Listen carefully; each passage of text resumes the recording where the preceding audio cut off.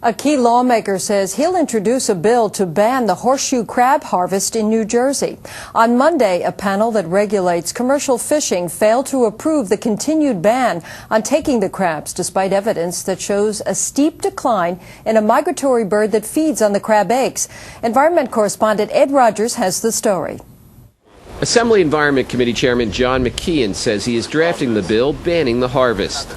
Collectively, it's only about $100,000 of income to fishermen in that area of our state, yet it devastates the whole ecosystem and certainly the red knot and their survival. So it's just ridiculous, and this needs to now be a permanent solution. Biologists say the red knot population along the Delaware Bay has dropped to record low levels and that the birds may become extinct. The red knots feed on the horseshoe crab eggs as they migrate from South America to the Arctic.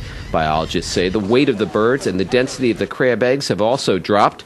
New Jersey and Delaware eliminated the harvest last spring, but on Monday night, the State Marine Fisheries Council decided to reject the state DEP's recommendation to continue the ban. 5 commercial fishermen on the board vetoed the extension. I'm quite disappointed by the council for not doing what was right by the environment. That's their charge, and now we're going to have to handle it legislatively. A federal commission which regulates commercial fishing along the East Coast has recommended a limited harvest in other states.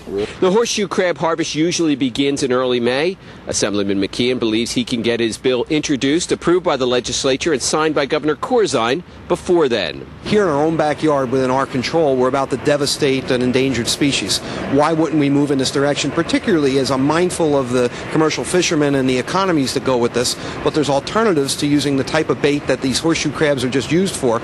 Meanwhile, environmentalists want more immediate action. They're calling on the governor to either issue an executive order or file a lawsuit to block any harvest. They also want the governor to use his appointment power to change the makeup of the Fisheries Council. I think that the governor has to do everything in his power to overturn this decision and to prevent this catastrophe from happening. The chairman of the State Fisheries Council, who we contacted today, said there are currently 2 vacancies on the panel and that if those spots had been filled, the vote might have had a different outcome.